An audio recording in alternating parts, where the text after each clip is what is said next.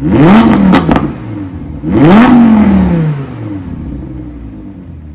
what's going on? So today we are going to be taking a look at my car, the Audi R8 V10 Plus.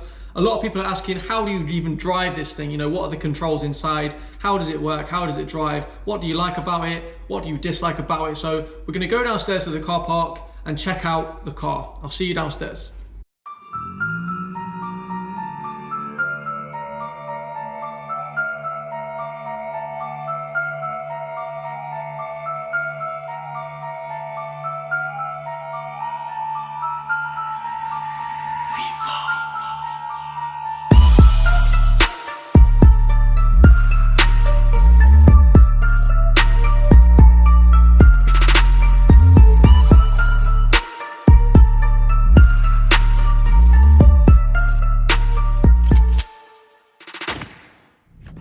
So here we are inside the cockpit of the Audi R8 V10 Plus. I'm going to talk you through what's inside the car, all the controls, what all these do, all the steering wheel controls, and just so I can just show you what's inside. It's pretty dark. I apologize, the weather outside is terrible, so you will hear the rain too. So let's get into it. First I'll talk about these. These are for the air conditioning. So if we turn it up to full, put it on low, and this just changes, as you can see, like a normal car, where this air actually blows into or onto. So we have the windscreen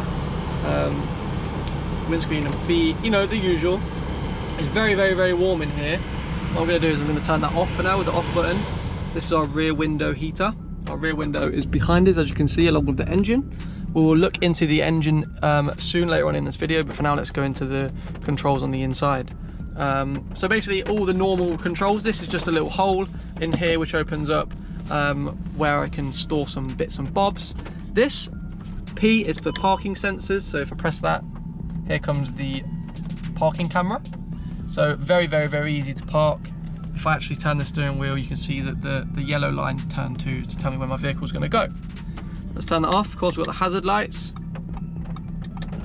This is traction control. So here we can see warning, restricted stability. Let's leave that on. And of course, stop start, which I never ever ever use. It's kind of annoying, and sometimes it doesn't even want to work, so I leave that off too. Next we have, this is the gear selector. So this can be actually very confusing to start with. When I first got this car, it was hella confusing. I didn't know what was going on. So foot on the brake to select a gear, and we press this for reverse and push it forward twice. That puts us in reverse, the camera comes straight on. If I pull that back, it goes into neutral. As you can see, we have an N just there. Let's turn stop start off. There we go, so it just says N.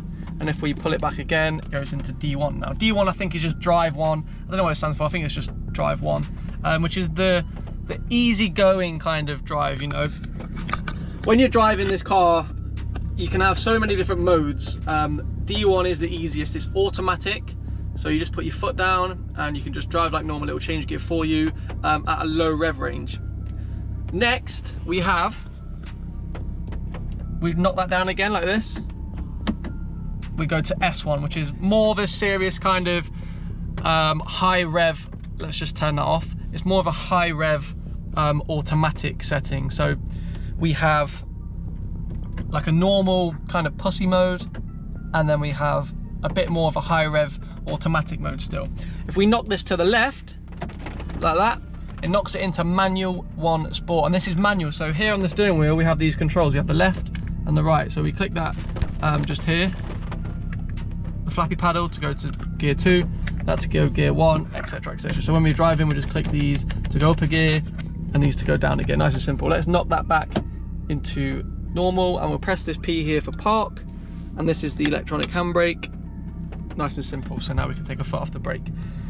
This is the volume. So we've got a little, nice and simple. We can also click it to the right or the left, and it will change radio stations for us, or music or song selections. Nice and easy. Let's turn that down for now. This is also hella confusing. If we click up there, we have the nav.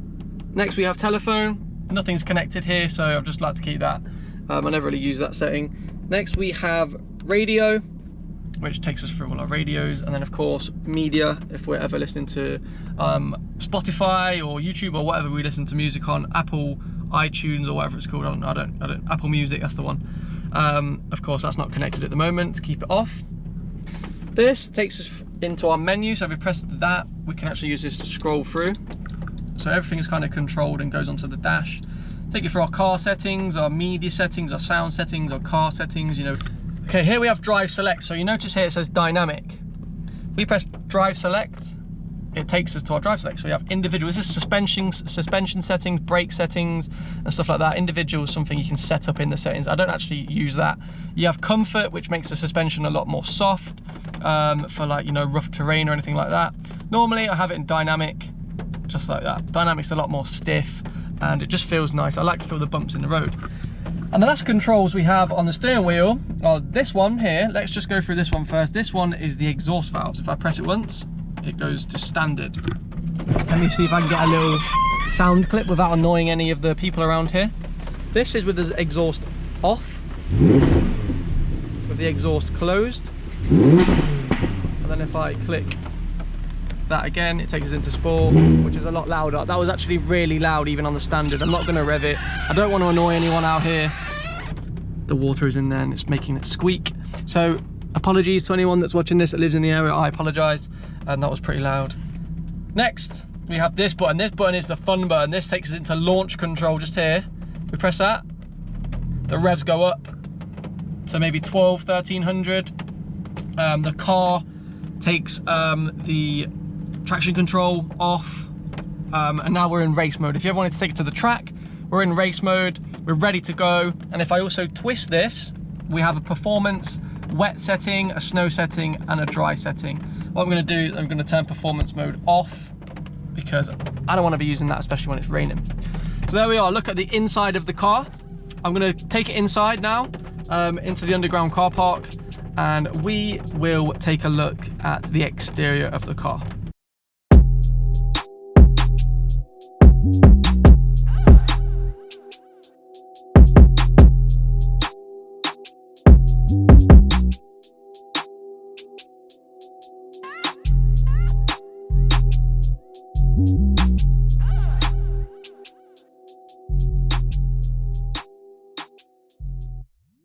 So as you can see, the car has been wrapped. I wrapped it Hexis Indian glitter pink, I think it's called. It does have like a glitter kind of look to it in the sun especially, but at the minute it's wet, it's dull outside, you can't really see the glitter.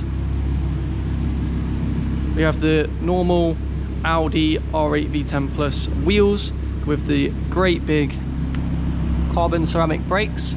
Each disc, I didn't know this until I purchased the car, each disc is around £2,000 new.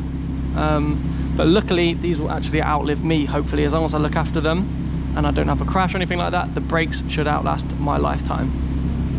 We have the carbon fiber mirrors, carbon side blade. This is actually wrapped, this petrol flap has been wrapped to match. This is normally silver. We'll come to the rear end of the car. I think Audi made the best looking rear end on the R8. It looks incredible. We have the carbon fiber spoiler.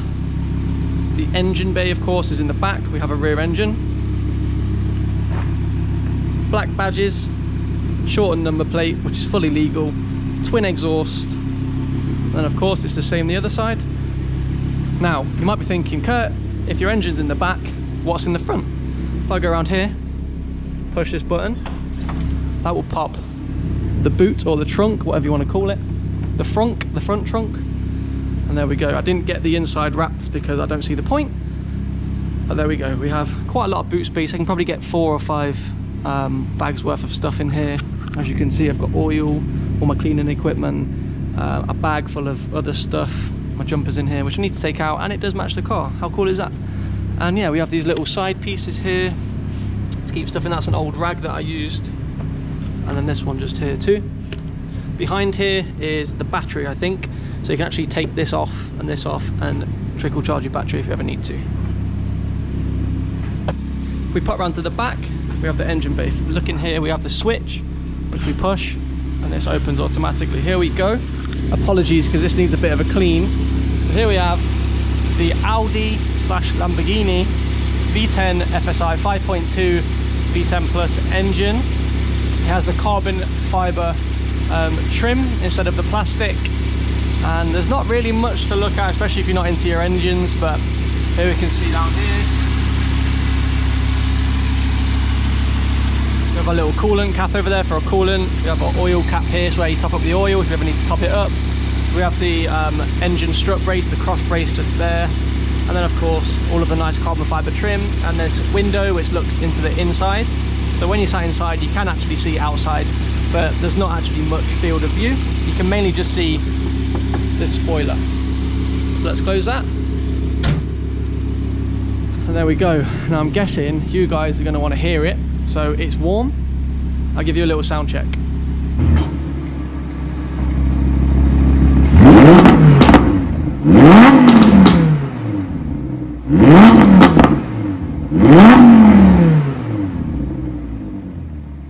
So there we are, guys, a quick look into my car, the Audi R8 V10 Plus. In the next video we're going to take it for a drive, see how it handles, see how it performs. So I'll see you in the next video. Remember to like, comment and subscribe.